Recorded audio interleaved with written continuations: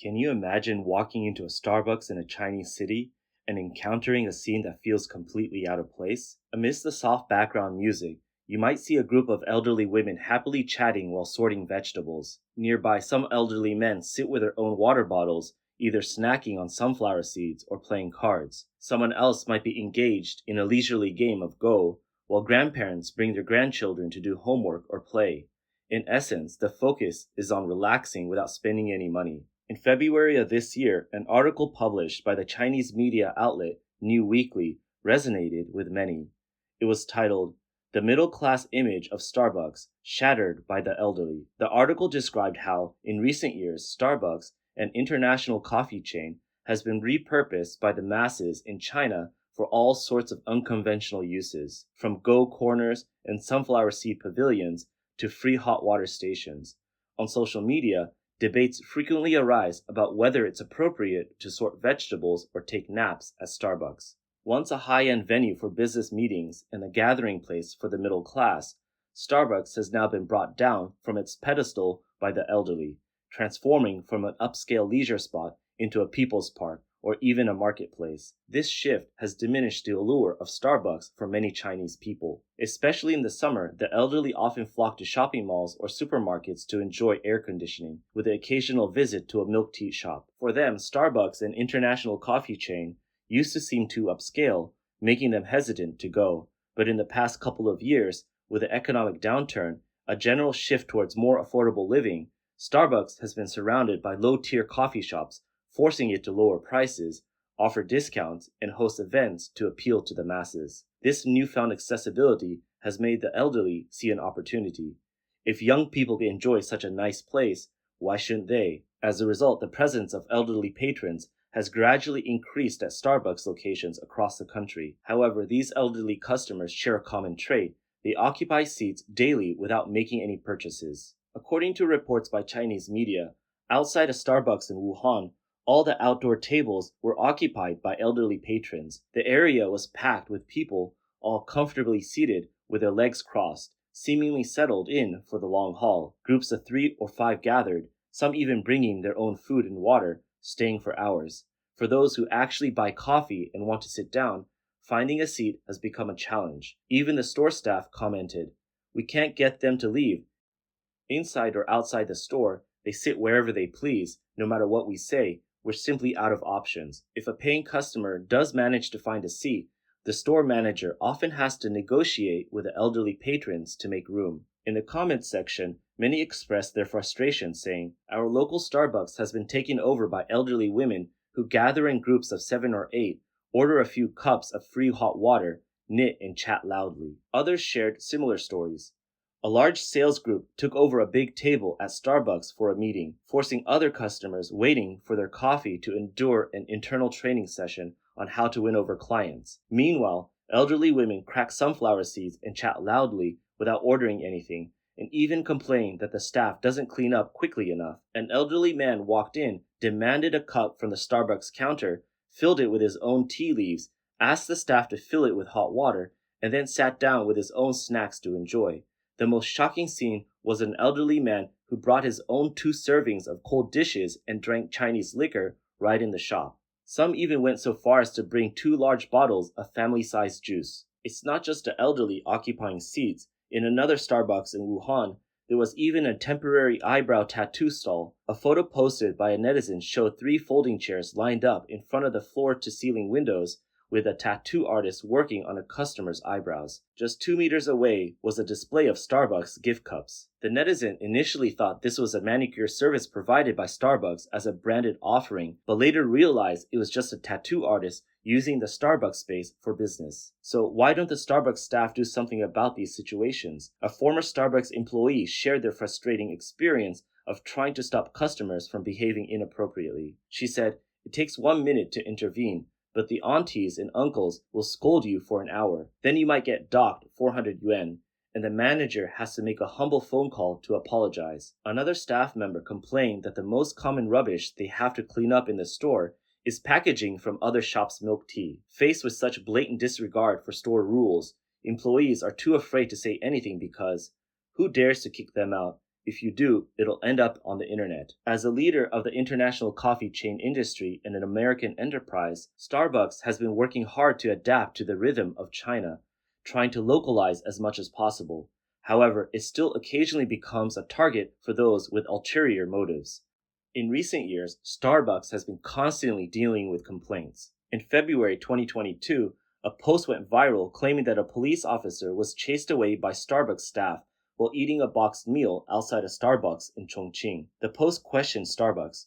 Are police officers not worthy of eating in front of your store? This incident quickly became a hot topic on Weibo. On review websites, the store in question received a flood of half-star reviews.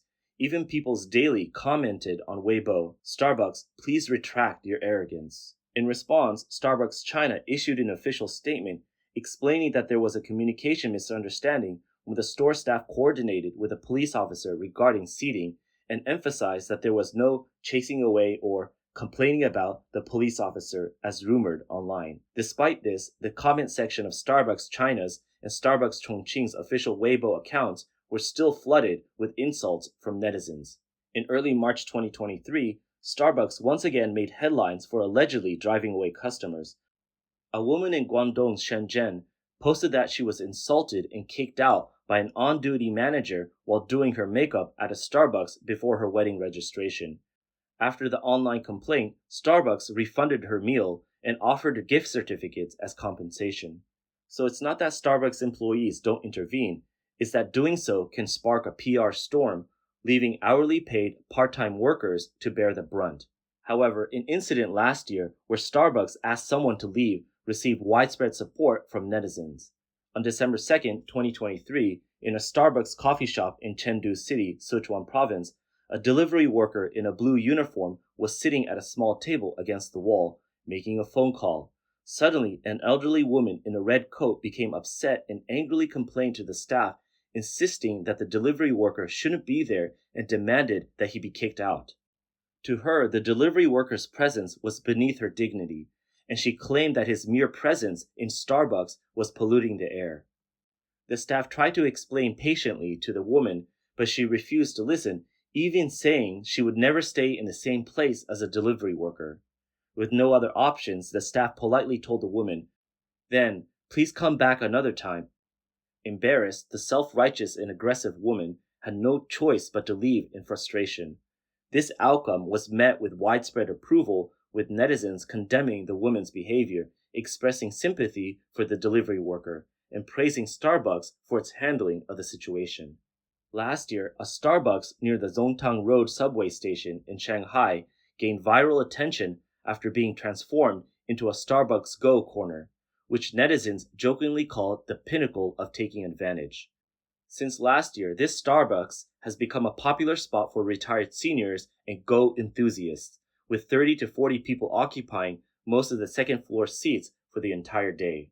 According to reports from Chinese media, this place has become an unofficial hub, attracting a diverse group of Go enthusiasts, including Go instructors, amateur violinists, stock traders, lawyers, and retirees. They typically gather here on Monday, Thursday, and Saturday afternoons at 1:30 p.m. for their matches. Many of these players were drawn to this location after seeing videos online, attracted by the excellent atmosphere for playing Go. Ms. Wang, a Go instructor born in the 1990s, considers it a very low-cost form of entertainment. Buying just one cup of coffee allows you to stay here for an entire afternoon, or even into the evening. However, as more people started coming, the noise level increased. The Starbucks store also felt the pressure and made two simple requests. First, to keep the noise down while playing, as some customers reading or studying had complained, and second, to encourage everyone to make a purchase if possible. But not everyone was so conscientious. After one Go session, someone counted and found that out of over 30 people, more than half had made a purchase, but there were still more than 10 who had not. This sparked heated discussions among netizens, with some arguing that, since it's a business establishment, how can they expect to run their business under these conditions? There were comments such as, "They could easily go to a chess room instead. This Starbucks must be exasperated. This is taking advantage to the highest level." And, "You have to admire Starbucks' tolerance and generosity. Try sitting all afternoon at a Chinese restaurant after ordering just a plate of peanuts. Of course, it's not just the elderly who have set their sights on Starbucks. It has also become a haven for middle-aged people who have lost their jobs. In May of last year, a post titled, "On Mondays, Starbucks is nearly filled with unemployed middle-aged men and women," gained widespread attention on Chinese social media.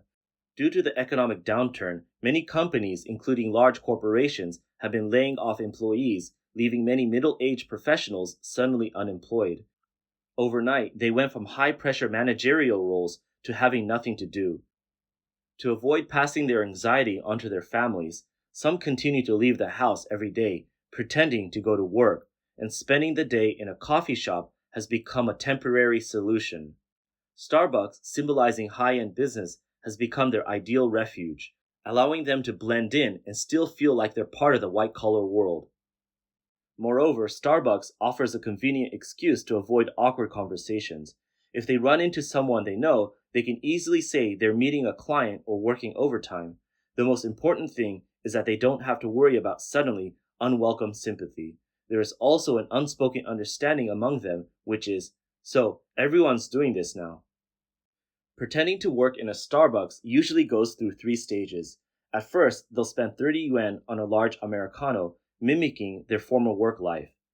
As unemployment drags on, they start paying more attention to their budget, exploring group buying deals at Starbucks to find the cheapest way to buy a cup of coffee. Eventually, they realize that even without making a purchase, Starbucks will always welcome them with open doors and won't question why they're there all day. So they stop buying anything altogether and even bring a thermos to refill with hot water. However, with the influx of elderly patrons, Starbucks is no longer a peaceful retreat. When it comes to securing a seat, who can compete with them? It's likely that these unemployed middle-aged individuals, often referred to as the new urban wanderers, will have to find another place to go. But it seems Starbucks no longer wants to be taken advantage of. In May of this year, Starbucks quietly implemented a purchase required to sit policy where those who don't make a purchase are politely asked to leave. This move quickly made Starbucks a hot topic, sparking discussions among over 30 million netizens in the comments section. Why did Starbucks, known for its focus on customer care, suddenly change its approach? The situation arose in May when a video of an elderly couple causing a scene in a Starbucks was posted online, triggering discussions about seniors occupying seats in public places without making a purchase. On May 22nd, an elderly couple was out shopping in Nanjing. After walking for a while, the woman wanted to sit down and rest. She spotted a coffee shop with several people inside, some playing on their phones, some chatting, others working on laptops. Most of them hadn't ordered anything. The woman entered, but after circling the room several times without finding an empty seat, she asked the staff to help her find a place to sit. Since the store was full, the staff politely told her there were no available seats and suggested she come back later. The woman felt the staff's attitude was poor and believed they were deliberately targeting her because she was elderly, refusing to help her find a seat. She immediately became furious, grabbing straws and paper cups from the counter and throwing them on the floor. The man, who was waiting outside, heard the commotion and quickly entered to ask his wife what had happened. After hearing her side of the story, he became even more aggressive, questioning the staff and saying, "There's so many young people sitting here who haven't made a purchase. Why can't we sit here too? Are you saying people have to buy something to sit here? If you don't buy anything, you can't sit?" Without listening to the staff's explanation, the man joined the woman in throwing things and disrupting the store. Realizing that reasoning was futile, the staff said they would call the police to resolve the issue. But the elderly couple didn't care, with the man even saying, "Fine, call the police, let them take me away." When the police arrived, they found it difficult to take any action against the elderly couple, given their age, and could only mediate the situation. The outcome was that neither party pursued the matter further. Starbucks ended up losing some items and had to chalk it up to bad luck. Afterward, many people began complaining on social media, saying that when they went to Starbucks, as usual, to pretend to work, they were approached by staff within a minute and reminded to make a purchase. After confirming that sitting without making a purchase was not allowed, they had no choice but to leave. Some netizens also noticed that certain Starbucks stores had placed "purchase required to sit" signs on the tables, speculating that Starbucks has started to enforce the policy requiring customers to make a purchase before sitting down. A journalist contacted Starbucks for clarification, and customer service confirmed that the purchase required to sit policy does exist, and those who don't make a purchase will be politely asked to leave, but customers are not forced to buy anything. This news sparked a lively debate among netizens. Is it reasonable for a restaurant like Starbucks to enforce a purchase required to sit policy? In general, most people would agree that if they don't plan to make a purchase, they wouldn't go into a restaurant just to sit. And most restaurants wouldn't welcome such behavior either, except in special circumstances, such as allowing the elderly, disabled, or children to rest briefly without being asked to leave. The practice of allowing non-paying customers to rest might have started when Western fast food chains like KFC and McDonald's entered China. Some have posted photos showing how in KFC's bustling dining area, there are always a few people who don't quite fit in. They often occupy spots near power outlets, enjoying the air conditioning in the summer and the heating in the winter and free Wi-Fi. Today, aside from businesses like Haidi Lao, which offers extreme services like shoe polishing, manicures, hair washing, and knitting, very few Chinese restaurants provide free public services, and most people don't consider this unusual. However, when a company's compassionate image is established, it inevitably faces moral pressure, so when Starbucks put up "purchase required to sit" signs, it naturally faced resistance from those who felt entitled to free services, accusing Starbucks of being too arrogant and out of touch. But many netizens believe that Starbucks' actions are entirely reasonable, with some even harshly criticizing the freeloaders. They're like beggars. If you give them 1 yuan every day and then suddenly stop, they'll curse you for being too cruel. Others argue that accommodating non-paying customers can serve as a form of advertising, especially for foreign brands, helping to improve brand perception and build a closer connection with local communities. For companies like Starbucks, KFC, and McDonald's, attracting potential customers is valuable, given the intense competition in the industry. Beyond the challenges of store management, Starbucks has also been quietly concerned about its financial performance in recent years.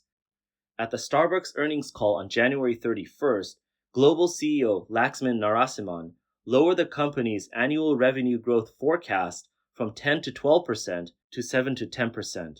In his view, one of the main factors affecting Starbucks' revenue is the price war waged by its competitors in the Chinese market, which could lead to a decline in customer traffic and a drop from the second to the third largest store network. As of January 2024, Starbucks has over 7,000 stores in China, with plans to reach 9,000 by 2025. Starbucks China executives have openly stated that 40% of this year's new stores will be opened in third to fifth tier cities, including nearly 3,000 county-level markets.